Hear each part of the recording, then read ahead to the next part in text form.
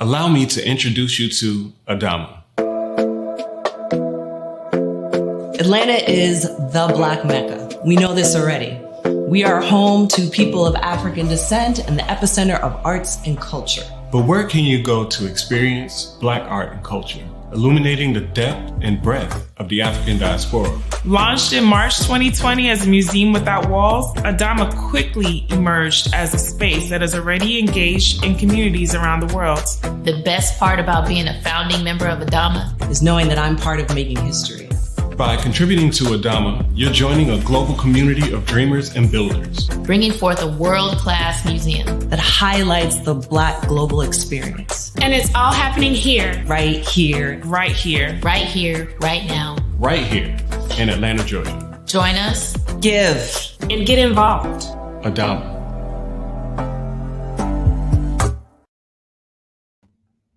Hello, hi, assalamu alaikum and wagwan. My name is Aliyah Hasinah.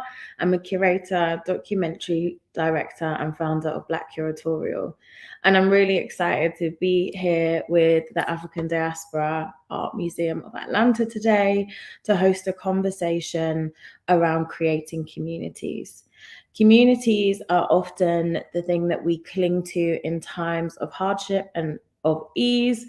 And there's something that within the African diaspora and Black communities worldwide are some of the most important things for us to have within our practices, our businesses, and our ways of being as people. So I'm really excited to host this conversation today with Kaci Merriwether-Hawkins, who's a Dallas-based founder and visual storyteller. Her primary medium is photography, and she uses her lens to shed light on the Black experience through portraiture. In July 2022, Kaci also founded Black Girls in Art Spaces, a global multi-generational platform dedicated to communal care through the arts. Can we have a welcome to Kaci, please? Hi, Kaci. Hi, Aliyah. How are you? I'm good, my love. How are you? I'm doing great. I'm excited to be here. It's always exciting to be in community and to be able to have the conversation around community because it has been such a light in my life. So thank you for having me. Thank you for being here. And Kaci's not alone today. We're also joined by Anderson Pilgrim, who's an independent curator and president of Diaspora Now Inc., an art management and exhibition production company, as well as the executive director of the Caribbean Fine Art Fair in Barbados, hold tight, Barbados. Also known as CARIFESTA. It's the Caribbean's only fine art fair within the region, and Mr. Pilgrim grew up on the island of Barbados and set up CARIFESTA during the summer of 1981. So we're really excited to have you here today, Anderson. How are you? I am great. Pleasure to be with you both. Very, very, very excited to have seen some of your work throughout my own career and have engaged with some of the artists and have engaged with some of the artists that you guys have exhibited or been working alongside. So really excited. Also just to note that it's CAFA, the fair, not CARIFESTA, my bad. And I think we should jump into it. We're really excited to talk about creating community today. And I know you guys have done that in multiple different spaces throughout your career. So I just wanted to start with Kaci, actually. Just what has creating communities looked like within your career as a photographer? It's often a very solo endeavor, and so the building of a community around that, and also through the founding of Black Girls in Art Spaces. Why do those things exist, and what has creating community looked like for you? Yeah, so I would say just a lot of where I'm at now has a lot to do with where I was when I started with my artistry. So when I picked up the camera, it was my junior year of college at my HBCU, Tuskegee University. And the HBCU community is just so tight-knit, so supportive, so ready to show up and show out for their people. And so when I picked up that camera, I was loved and supported through the entire journey. I was on track to becoming a veterinarian. I actually have an animal science degree that I do not use. And so I truly learned the importance of being held up by your people and being seen and being affirmed through that journey I took with photography. And then as the years passed, I started to explore more of the arts. I started to attend museum events. I started to go to galleries more often. And I say more often because growing up, I did not have the best view of museums or gallery spaces. I felt that our stories weren't being shown, especially where I grew up in South Carolina.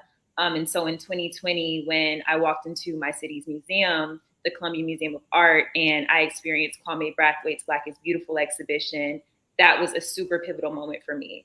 And I said, oh my gosh, like me as a photographer, I needed to see that our work exists on these walls. I needed to see all these Black people being captured in their authentic light. And I knew I wanted to share that with my community.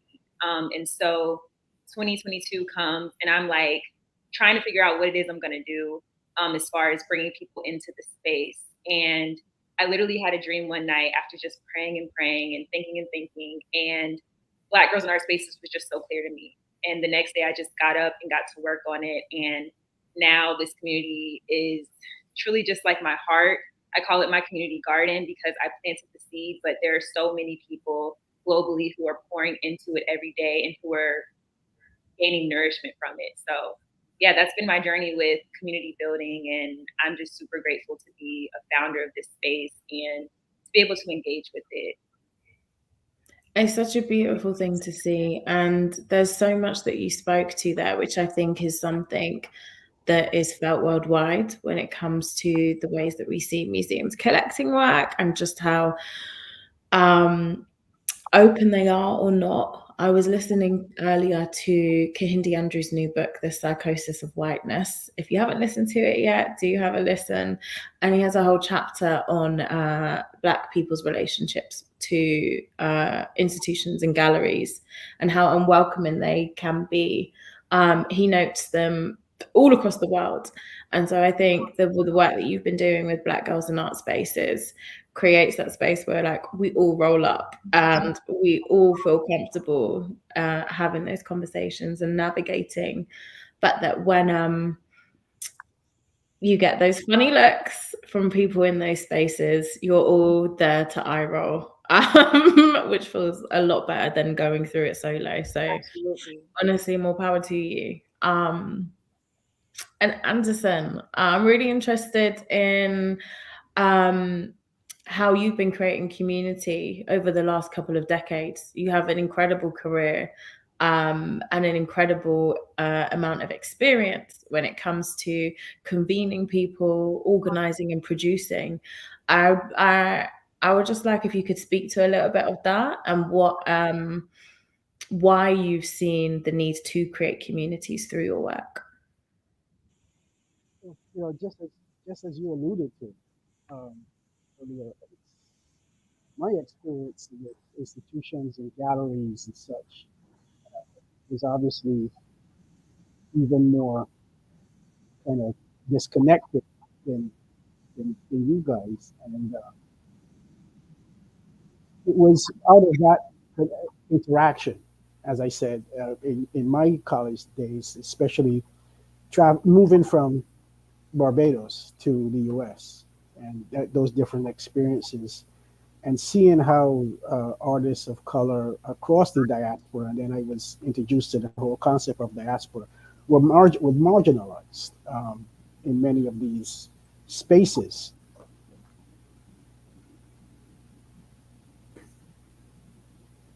So therefore, I got involved in organizing exhibits on a smaller scale. Caribbean artists, African-American artists across the spectrum of the diaspora, really.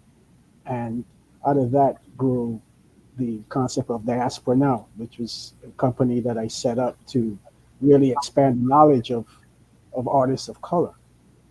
Not just Caribbean artists, but...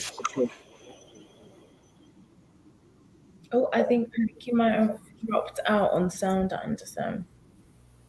Oh, I see. No, I was hearing something. Yeah. And that's where it all started. I came into contact with the great Sametta Lewis and Dr. Gloria Gordon subsequently when I visited the exhibit Caribbean Visions in the 90s. And I saw the possibilities. I said, well, where, and none of these artists are in any of these places that I go to, that I visit, none of the museums. This was the first time I was seeing Caribbean art in that, in those hallowed halls, as you should say. Traveled to 4 museums. I saw it in Washington, D.C. It came to, I think, the Brooklyn Museum. It went to the Athenaeum in Connecticut and one other. And I was like, wow, I had a bit of an epiphany. So I said, I need to get into transit. My training is business and marketing. I'm not an artist myself, but what I have done throughout my life, really, from a teenager, is interact with creative people. And I found it easier to communicate with them than the business types, even though I was able to move from in between both worlds. As a matter of fact, that is one of the things that I think one of the assets that I might bring to what I do is that I'm able to speak the multiple languages and interact with the corporate types as well as the creative people, and being able to kind of get the message across about what's at stake. And I think a lot of our administrators within the region itself didn't fully understand the implications of and the power of the culture that we have grown, and the artists, the visual artists that were coming out of the region that were just exploding on the world, but there was really no place for them. There wasn't as much scholarship and written history of the artists from our region. And over the years, that's one of the things that I've contributed to in a small way, but I've seen that blossom tremendously, and it has opened up an avenue, a huge avenue for our artists now to be exposed on the very, very top level of the top stages of the art world, which is very exciting to me. I mean, this is something that I could have only dreamed about 20 years ago. That it's so beautiful to see that transition as well, and to see that more things are happening, but also that there's a lot of work that's happened in Barbados, across the Caribbean, to ensure that the cultural identity of the space and of the islands remains strong, instead of it just becoming a space for consumption, particularly through the tourist lens. I've done quite a little bit of research in Barbados, talking with artists, doing studio visits, and one of the things that always comes up is around the role of tourism and Yes. fight between tourist art and conceptual, and being a conceptual artist. And I think what CAFA and then CARIFESTA have gone on to do is provide space to play and to enable artists to be exposed to that world stage as conceptual artists, instead of, I guess, sometimes drawing green monkeys for tea towels. Yes, it's a constant battle, as they say, but in that sense. But I think we've got beyond that now. I think people recognize, and when I first started CAFA and we invite curators and people there, there was so many misconceptions, and even here in New York, when I present exhibits here of Caribbean artists or different conceptual ideas, and I have even art students or students in programs where they're going to be the next generation of museum curators and stuff from these great schools here in New York. It's one of the things about living here that's really exciting, because you get to meet people like that all the time and interact with them. The people who are going to form the opinions of the art world, and introduce them to something that they don't read about. If they have one idea, they often they're like, wow, I never knew. I said, well, yeah, and I will then be able to actually point them to publications that are available now, which weren't available, maybe 25 years ago. But there are these publications that can give them a basis of understanding of what they're looking at and what's coming. And that's it's a I think different. Yeah, it's a really important point to note, just around like the importance of not only citations, but having, I guess, access to multiple discourses around the art world.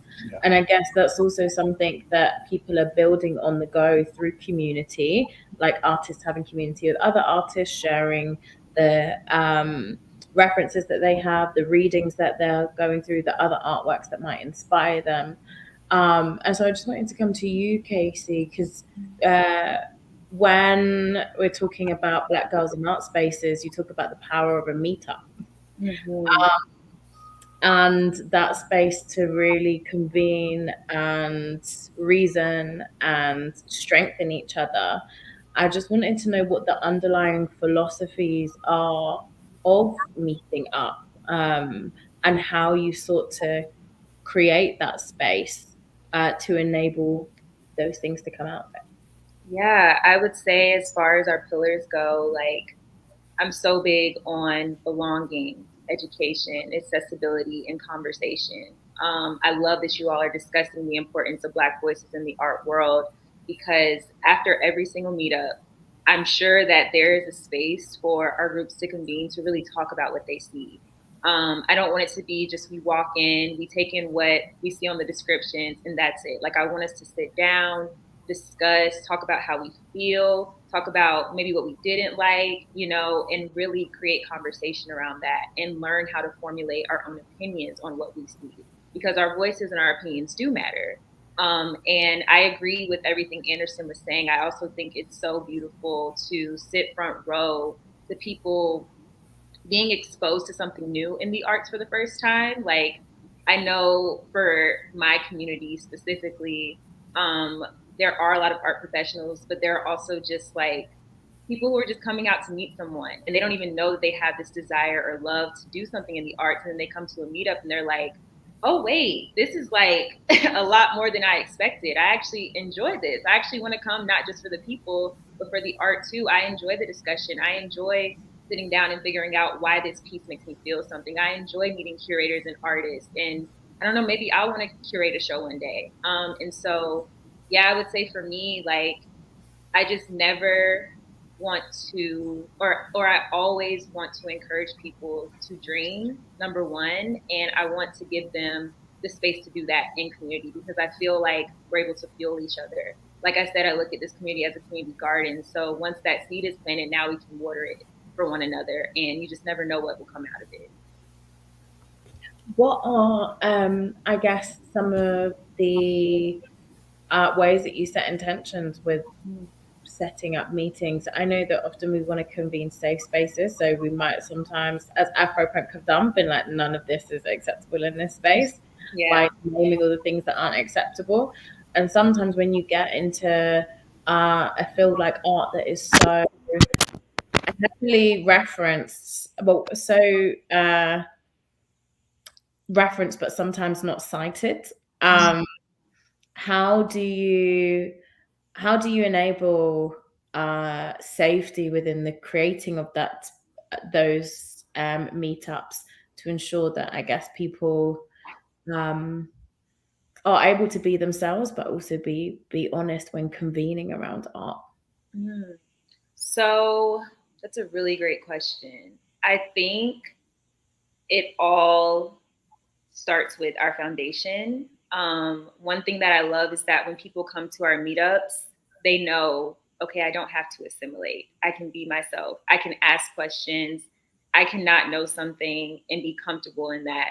And I'd also say it just has a lot to do with making sure that the institutions protect that as well, because we work in collaboration with these spaces. So I'm talking to museums and their teams like, hey, our community wants to come out to see this show. And a lot of times they're inviting us to see shows. And so it's really just like making sure that boundaries are set, making sure that they know that, we want people to feel comfortable when they come. We want people to feel safe. So, please be sure to offer us the best experience possible. If you can offer an artist talk, offer that. If you can offer a curator talk, a guided tour, like I'm looking for all the resources just to make sure that my community experiences something that maybe they haven't been able to experience on a solo trip to the museum or to the gallery. So I hope that answers your question, but it's really all about being clear in my communication about what it is that I seek for the people who are engaging with Black girls in art spaces. No, most definitely. And I think sometimes as people who like run these spaces, we come into the space of advocacy sometimes. Yeah, and it's to bring Anderson on that point of being in a space of like advocating for Caribbean artists, and for Black and like people of color artists. When interacting with some of these institutions, what are some of the ways or the strategies that you've continued to create community whilst interacting with spaces that might not always be open to those communities? Yeah, so it's a good question, and it's a pointed question because that is part of the experience. Really, is trying to change people's mindset, and it's also about as generations change, you know, you meet curators who are much more open-minded, who have had different experiences growing up than maybe the management level folks of the past. So their experience is different, and they're more willing and more open, and that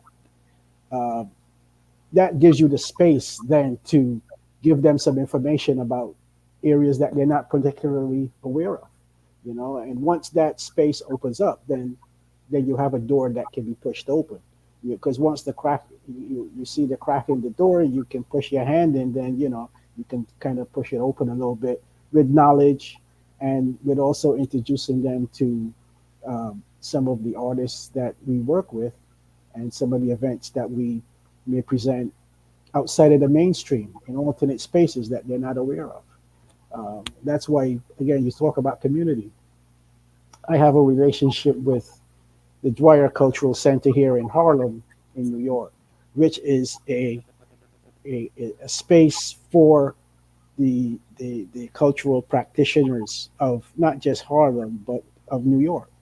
It has a performance space, it has gallery spaces, it has spaces where symposia can be presented. And it's about bringing some of these folks from downtown, as we say here in New York City, uptown, to see, you know, and out into Brooklyn, and out into the alternate spaces like that, to see what artists are doing outside of their vision. And once they see that up close and get to interact with people, then, you know, that opens up minds, and it creates opportunities. And that's what people like myself have been doing all my career, is trying to make those connections, bring those folks to the community, bring the community to the folks who have the decision-making power in some of these major institutions.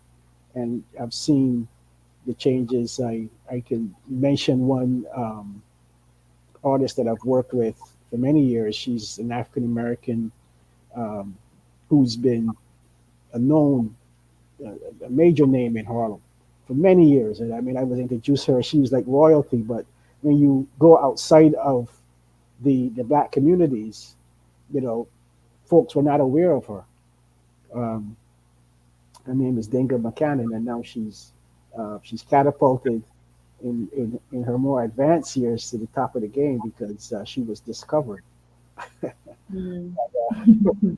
She was discovered after one of her pieces, I think, was sold at auction, one of the auction houses here in New York, and got a price that was not even expected. I think it was hundreds of thousands one of her pieces went for. I can't remember the number off the top of my head, but it is one of these things where you saw someone who you knew had the quality, the exhibit history. She was one of the first women who, she was part of the Black arts movement. At the time, it was mainly male artists who were recognized in the museum world, but she was one of the few females who was part of the whole milieu, and her work was presented in a couple of those exhibits that traveled a few years ago about the Black arts movement also, and it just built on that. But it's, you're seeing those things occur, and knowing within the community that these artists have value, that they've contributed to the culture in major ways, but then we knew it. But then, okay, some other folks come along and they recognize that, and it has built her value and her and also what her contributions can be further to the community. So you see things like that happening. It's one of the really exciting things that are occurring today. The younger artists, the emerging artists from across the Americas and Caribbean and Africa whose work is being exhibited and shown in galleries now, where they would not even, they wouldn't have even been looked at, a few years back. It shows a bit more open-mindedness in the folks who are shaping these narratives out there, but also the power of the work that is finally seeping through, and there's more and more generational power behind it. And with the scholarship as well. Just on that point, I wanted us to come into a conversation, I guess, about ownership and the importance, I guess, of being a custodian of art, or I guess the curator's role in caring for the artist. I think it's a really interesting point to note around the rise of diasporic art, or Black diasporic art in particular, but also that a lot of the people selling it or handling it aren't necessarily from the same culture of selling it. And so I'm interested, and this is a question for both of you, in what your views may be on the importance of mobilizing and owning, but also understanding the context of artists that we're working with, of finding diaspora-led or Black-led organizations and institutions in our ways of working. Because I guess there's that conversation of, do we really understand the art, or how do we now just view it as a trend? I remember when Sotheby's put African art as a new trend, and everyone was like, this has been our life. But then again, in that same vein, those curators, those people were able to gain cultural capital for curating it or putting it into spaces. So I want both of you to talk to that and share your opinions on what a future could look like. You want to go ahead, Kaci? Sure, yeah. So I would say another huge reason for why I started Black Girls in Art Spaces was because I saw the lack of us in these spaces. I saw the lack of us who were collecting these pieces. And I was like, it's not an us issue. It's just that we haven't been gifted with that same education, that same accessibility. And so I feel like it's my duty to get people in front of the work, to get my community in communication with fellow Black art collectors, Black art curators, Black artists, and start having that conversation. Because I hear a lot of, well, Black people don't want to collect art. Black people don't understand the importance of it. It's not that. Art is a huge part of Black culture. Like from how we do our hair, to how we get our nails done, to watching your grandma sew up a dress in her sewing room. Like art has always been a part of our tapestry. But we have to have those conversations in community about the importance of collecting and owning our own work. And I know for me, like until I really started to educate myself about where these art pieces were going, who was owning them, I didn't know that so many white people owned our work. And I feel like when you learn that, it makes you want to show up and it makes you want to do something about it. So I would say, like, for me, my charge has really been like just getting people in the room, getting people in conversation so that they know that this issue exists and that there's something that we can do about it. But it all starts with education and accessibility. Yes, so true. Education and accessibility is one of the things throughout my career. It's education has always been a part of any presentation that I make, because it's even if someone, and this is the thing that people get away from, even if someone isn't buying art right away, sometimes just a bit of knowledge. I remember meeting a client many years ago, and she came to an event that I did, and she was working with this is a young Black woman. She was working with someone who was a rising movie star, kind of his secretary, whatever.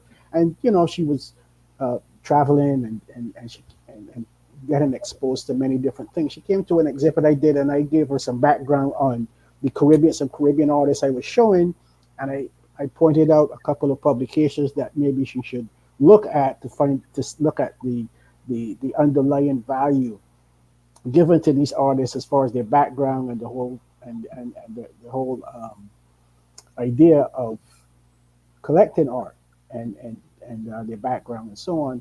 And eventually she started to purchase original art. And she would call me and ask my opinion on certain things. We say, "Oh, I traveled to this place or whatever, and I saw this artist." And the next 5 years, I got a call from her. I need an insurance broker. I mean, I looked around the house, and I've accumulated like over 20 pieces of original art, and most of them were from artists from either the Caribbean or whatever. Just that educational exposure. She started to do her own research and her own reading, and started to accumulate these things, and then realized later on, wow, I've accumulated some value here. But it came through gaining that knowledge over time, and many here in New York, I was privileged to meet some elder ladies who back in the day had met people like Romare Bearden and many of his group of artists who were showing that they started their own gallery in Soho back then, because they couldn't get exhibits in the quote unquote Main Street gallery. So it was not Circle Gallery. They just had an anniversary here too, but those artists became major collectible artists later on. But some of these ladies who were following them back in the day had bought their work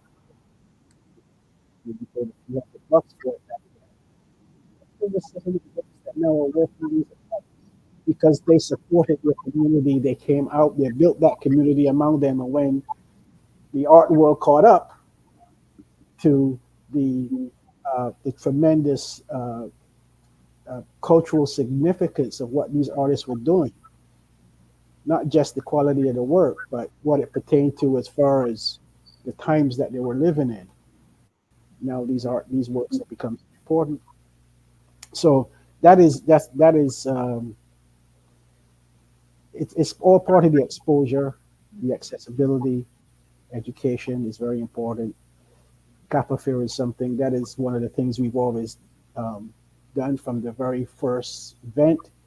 We will have talks. We will bring the artists there, curators, and to speak to the community, and for them to have an exchange. We brought a lady who looked at Sotheby's international to speak about the international implications of art. It's because it's something that we are not exposed to that growing up most of the time.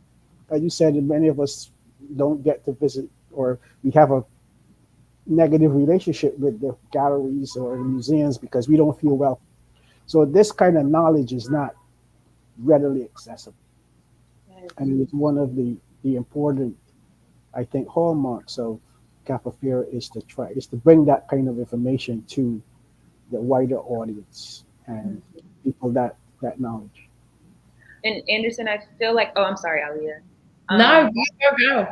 Okay. Anderson, I feel like earlier you said something so profound and it kind of hit me in the chest when you were like bringing the community to it. I don't think we realize how powerful it is for someone who scrolls all day on social media and looks at beautiful photographs and paintings on their phone and likes and retweets them or whatever.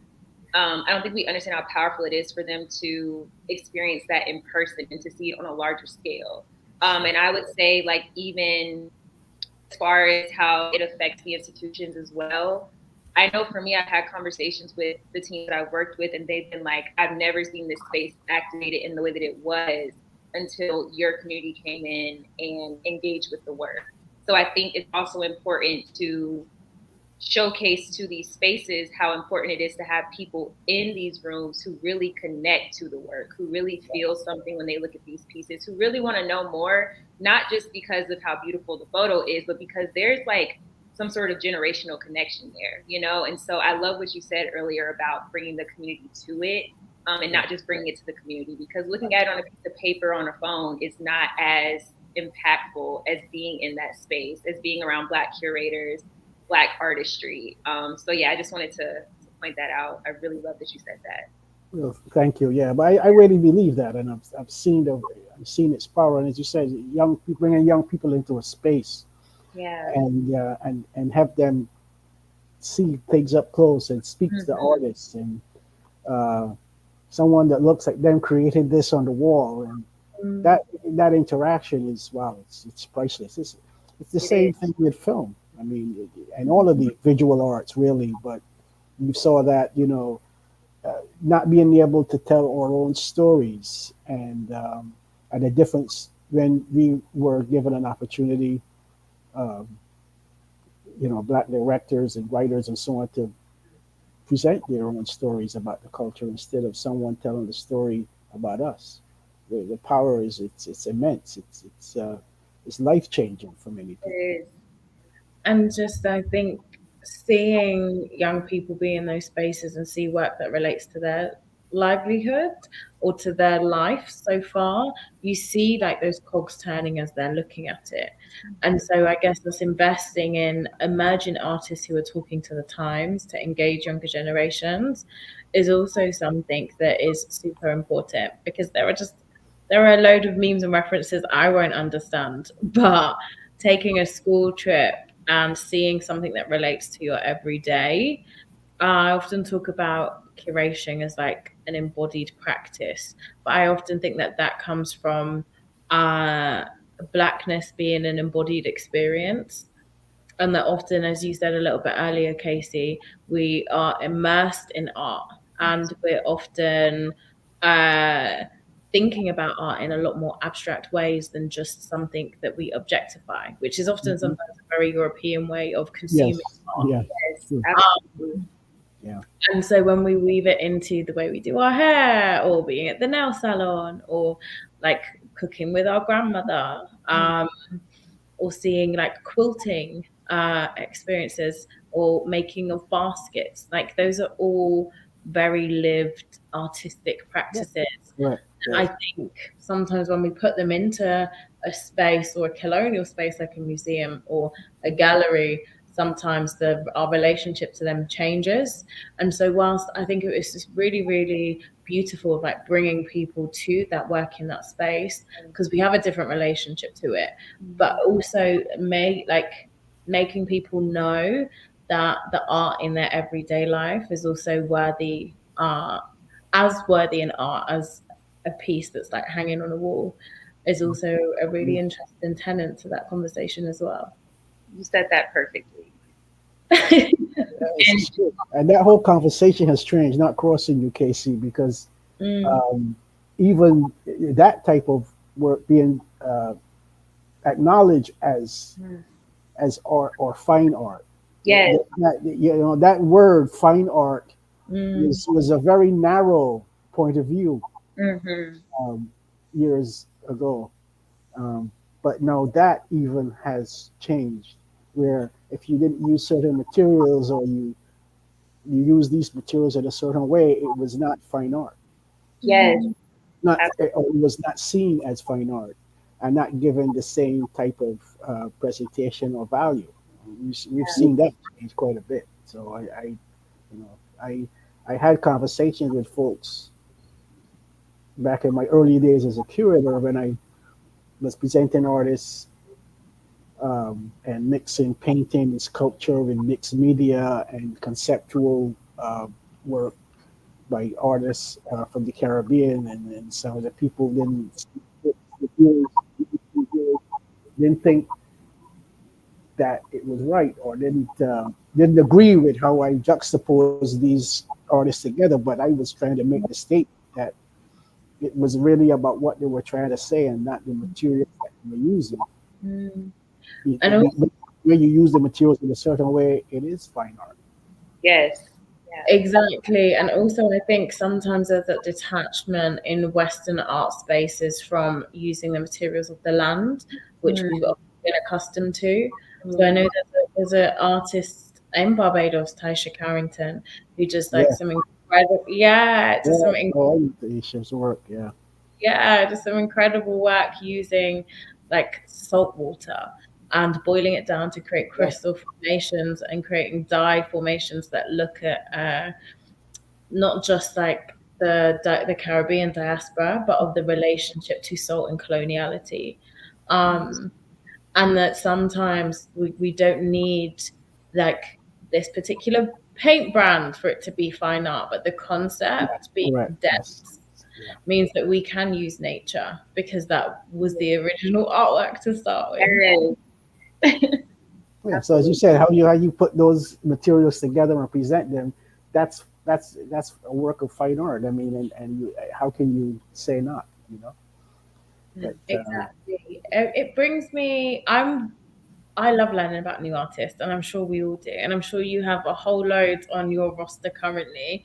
I'm just interested from both of you to hear who are those artists who are exciting you, who are working in innovative ways, and who you would like everyone else to kind of know about. So I'll name three, and I'll go into a little bit of more detail about one specifically. But I'm a huge fan of Danielle McKinney, phenomenal painter, who transitioned from photography in, I think, 2020 during the pandemic. Also, Dina Lawson, breathtaking work, my favorite photographer, easily. And then Solange Knowles. I think Solange is just so incredible. I love how she flows from medium to medium and how she continues to incorporate community into her work.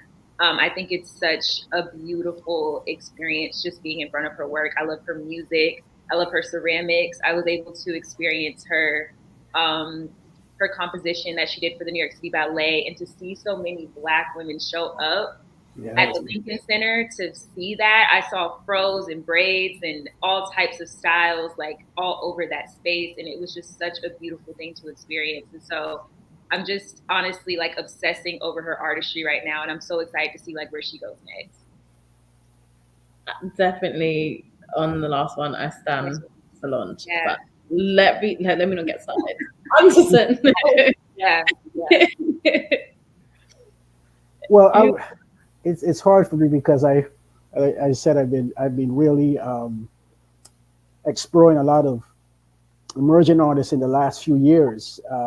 Just spending that extra amount of time in the Caribbean. And matter of fact, last year at CAFA, we presented 6 Barbadian contemporary artists under the banner of Emerged.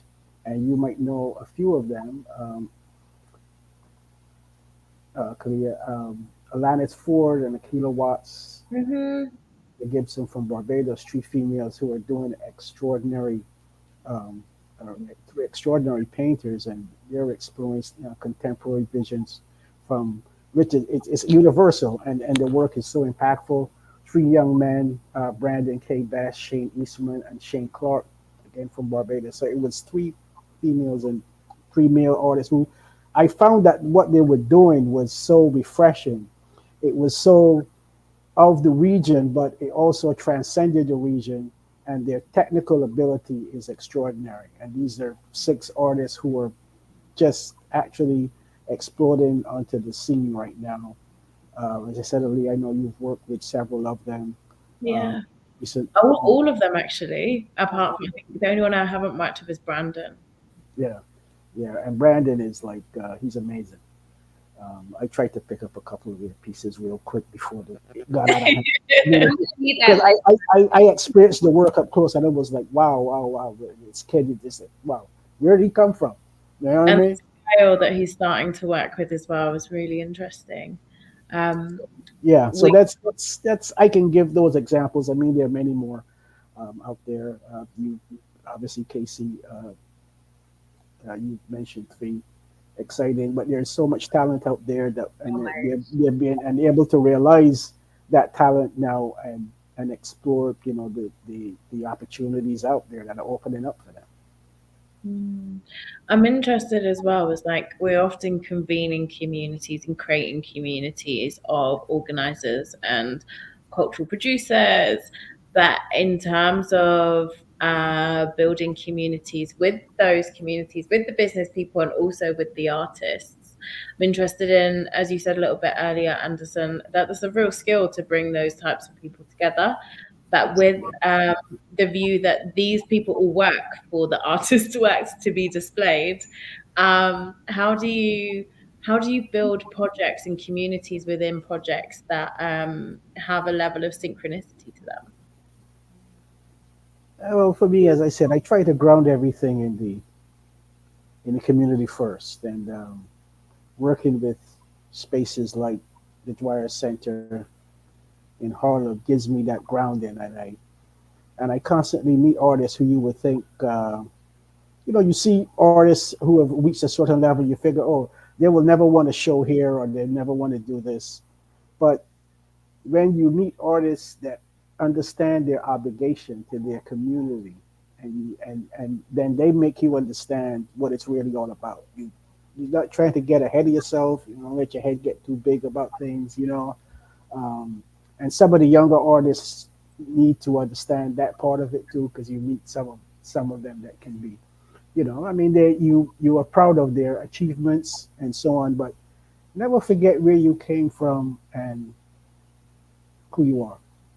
And it's always about really bringing things back to the base in the community. Is one of the things in CAFA, again, in Barbados, that we've been invited to stage the show in different locations, but me and my partners want to keep it in the city area where we can connect with the average person. They can walk by with their kid and they say, wow, I saw that, and they can look through the window and see something and say, well, I'd like to see that, Mom. And they can walk in with that child and let them come and see it, because there's no charges for kids or anything if you parent wants to come in and whatever. So that's the kind of thing that we want to continue doing, because taking the art, making it some kind of exclusive kind of commodity thing, yeah, it's one way to look at it, but never forget where everything started and who you are as a person. And the artists just need to understand that too. That's a good dialogue I have with them all the time. But as I said, when I meet especially many of the established artists who understand that it's important for them to do that and continue to bring their art to the community and to the average person walking down the street, so they can have a conversation about these issues, beyond the political sense. It's important, and we try to continue doing that. Most definitely. Casey, and then we're going to come to a question from the audience. Okay. I'm sorry. Could we restate the question? Yeah. So my question was just about, how do you bring together art collectors, artists, cultural producers, curators, and build projects with a level of synchronicity? So how do we build that internal community? Yeah, I will be so honest with you. I thank God every day for giving me the idea to make the community titled Black Girls in Art Spaces, because when you read it, you just know, like, you're home. So I don't feel like there has been any force, any pulling. It's just been people seeing that name, people coming to the page, seeing the videos and the photos of Black women, Black people coming together to experience art and wanting to be a part of it. And so that process has been seamless, honestly. it's been seamless. I love that. That's my amazing. favorite. Amazing. But I think there is something about convening and stating who you're convening for that brings a certain level of ease. We've definitely felt that with Black Curatorial in terms of bringing curators together, but also having to dictate a little bit of the types of curatorial activity we're interested in, just because it is something that's so functional and based in that education space as well. But that actually it means that people come into the space hungry and already loving, and that is a real gift. We also tried to make sure that like our spaces weren't like trauma filled. We would be like that's we understand that those things are happening, but actually that's not what this space is for. And so in some of our lab spaces, we actually have a trained therapist there who does Lego play with people just to be like, if you need a minute, go actually chat to the therapist in the space. Ooh, I love that. Because those things are also very real. But I completely hear you. Like just naming it Black Curatorial has given us a lot of great people just coming in and being open. We have a question from the audience. Our first question for both of you is, what are some of the outcomes from the communities you stewarded that you're most proud of, and what have you yet to accomplish? Anderson, I'll let you go first. I would say what I'm most proud of really is when I interact with folks from the community, and they not only get the message that I'm trying to present with the work. As I said, I tell stories as a curator. I work with the artists to present their work and to tell a story or to fulfill a theme and to get a message across.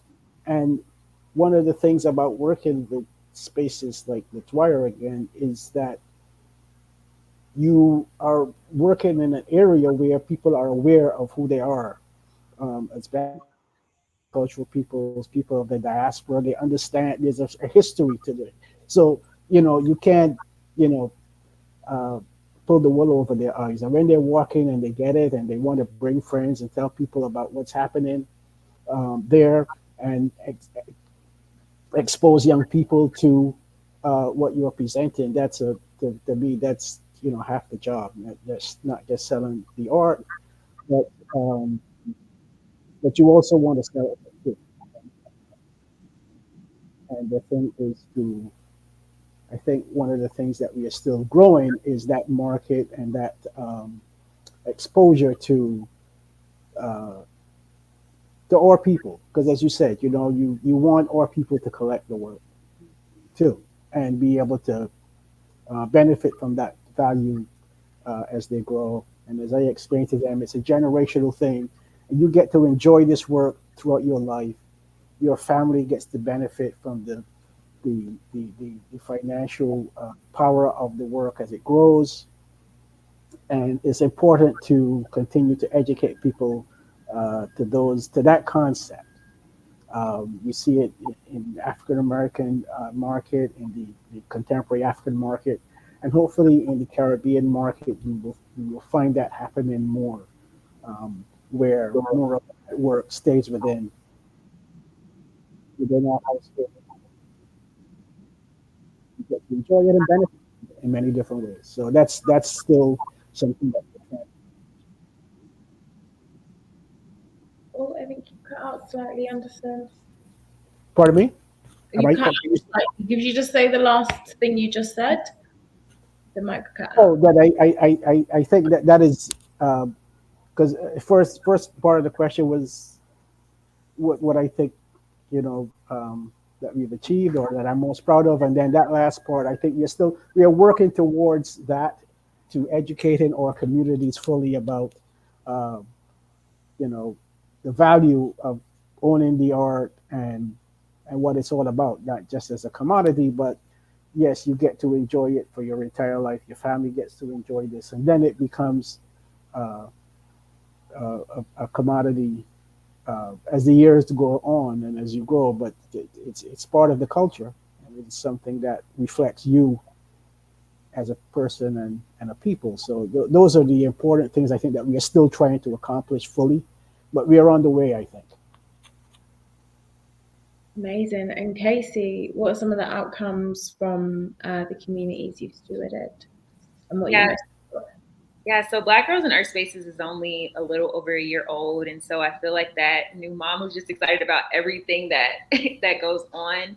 But I would say like the greatest outcome is just seeing how the community has grown so much. I started it in Dallas, Texas, and to now see that we have community all the way in Nairobi, in Korea, in London, in Canada, like just everywhere. I think that that's probably been like the most beautiful thing, just to know that I was blessed with this idea that is able to be a safe space for people all over. And I would say another thing I'm super proud of is just how we support Black artistry. Like every single one of our meetups centers Black art. And I think that that's such a beautiful thing that we're able to show up and champion Black artists, Black curators, and just really engage with their work. And so, yeah, I feel like I'm proud of so much, but those are like my top two things. Amazing. And what are you yet to accomplish? Or what are the dreams? I want to do more with the youth. I want to do more with the youth. Yeah. And I'll keep it there. Yeah. Yeah. I think one of the things, I mean, quickly, one of the other things that I'm majorly proud of, and I mentioned it earlier, really was the community of artists that we built across the 13 years of the fair. The many artists who have come through there and established relationships among themselves and built each other up. It's a major, I think, success of Caribbean Fine Art Fair is the relationships we've built with artists. And I saw it after this year. This year in March was the first year in 3 years that we were able to meet. Obviously, with COVID and everything was virtual, and just standing there and seeing artists from the United States, from Dominica, from St. Vincent, from Barbados, from wherever, all come in to attend the fair and just hugging each other. It's like, wow, I haven't, you know what I mean? It's like making that reconnecting and that community. It was beautiful to see it, and that's one of the, I think, the really real successes of our event. That's incredible, and it's lovely to hear that there are also like there's just so much going on, and people are really building. I've just been asked to also answer the question. So in terms of, I guess, what we've been really proud of with Black Curatorial for the last year, what we've accomplished is we have been able to run a residency for 3 artists in Barbados, Akila Watts, Alanis Ford, and Anna Gibson, to come to London for the month to see Freeze Week, and also to connect, curate, just play and experiment. Our business has definitely been around building and experimenting and letting Black people drop their shoulders and find who we want to be when we are slightly more present. So our residencies also model that experimentation ideology. And then we've also been working on some really exciting programs for curators that will be coming out very soon. They're hush at the moment because it's client work. But I think the other thing we're really proud of as well is the Fly Me Out Fund, which is a fund that we have for artists in the Caribbean and also in the UK. We give them £1,000 to fly anywhere to just go see art. So with loads of people flying to Art Basel, people have flown to galleries in the Netherlands, to Venice Biennial, and we just give them a little space to be like, just go and be immersed, because the power of immersion is life-changing. That is so good. That is so cool. That's amazing. I know, that's so cool, man. I mean, it's. Thank you. We just been white people. And it's something that is overlooked. Really, it's overlooked a lot. That type of connection, that exposure, just immersion, just to see how things go, what people are doing, and Yeah. Go away for a weekend, see some art, turn your phone off, and see what happens. Yeah. And so that's now open to artists and curators in Jamaica and Barbados, and only to curators in the UK. We're hoping that over the next couple of years, we'll be able to work more across different Caribbean islands, opening up to curators and artists in hopefully Grenada and St. Vincent, St. Lucia, Haiti, Guyana, everywhere. But the way our model for the moment is trying to find a way to sustain that. So yeah, that's a little bit of what we've been really proud of to accomplish. And I think moving forward, just playing more, being in the Caribbean more, documenting our culture more is what our focus at Black Curatorial is. I'm aware it is now 8 p.m. in the UK, and I think in the States it is. So it's 2 where I'm at. It's 2 where you're at, and where you're at. Okay. So I think we're coming to a close. Wow, I just it flew by, though. It flew by that time. I know. We need more time. I think we should all link up in Barbados. I'm down. Well, you know, I'm with that idea. So we need to. In March 6th to the 10th is our next Caribbean Fine Art Fair. As I said, we were just winding up the Well, you heard it. vacation project and stuff. So. Amazing. Well, I think we should all get that in our diaries, and we should share. Just before we jump out, if there are any projects that you're currently working on, if you could let us know, and also let the people know where they can find you on the internet. So right now, Black Girls in Art Spaces is the project that has most of my attention. I can be found on Instagram and TikTok at Kaci Merriwether-Hawkins, my very long name. And Black Girls in Art Spaces can be found on Instagram and TikTok at Black Girls in Art Spaces. Amazing. Anderson, what have you got coming up, and where can we find you? Well, I got, as I said, Caribbean Fine Art Fair is scheduled from March 6th to the 10th in Barbados, 2024. I will be curating an exhibition here at the Dwyer Center in Harlem, which opens, well, I have one is currently coming to an end next week, Spirituality and Ritual, but we open on November 11th with The Art of Carnival, an exciting one by Weldon Ryan, and it's his work is amazing. I mean that will open on November 11th, and run until the end of December. I am on IG at Kappa Fair. On Facebook, it's Caribbean Fine Art Fair, and also my individual page, Anderson Pilgrim. You can just reach out to me. I post all the events or the upcoming events there at cafafair.com. That's the event website where you will see, once we finalize the show, or the list of artists who will be presented and or events, and that's updated as the information comes to hand. So, as I said, the process for the fair, entry to the fair, comes to a close October 31st, and usually by November 15th, we are announcing the artists and all the people involved in presenting the fair in 2024. So you can find me on IG and Facebook on those pages. Everyone go follow Anderson and Kaci, please.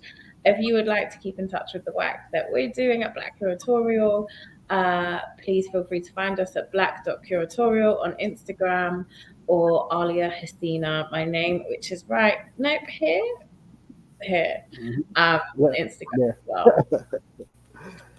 Yeah, well, I think that's all for tonight. Of course, don't forget to give ADAMA, the African Diaspora Art Museum of Atlanta, a follow as well. And thank you so much for being part of this virtual salon. Have a great evening or rest of your afternoon. Bye, everyone. Thank you, Aliyah. Thank you, Anderson. Thank you It's so a real much. pleasure working with you. And thanks to ADAMA. Yes, thank It's a you, real ADAMA. pleasure.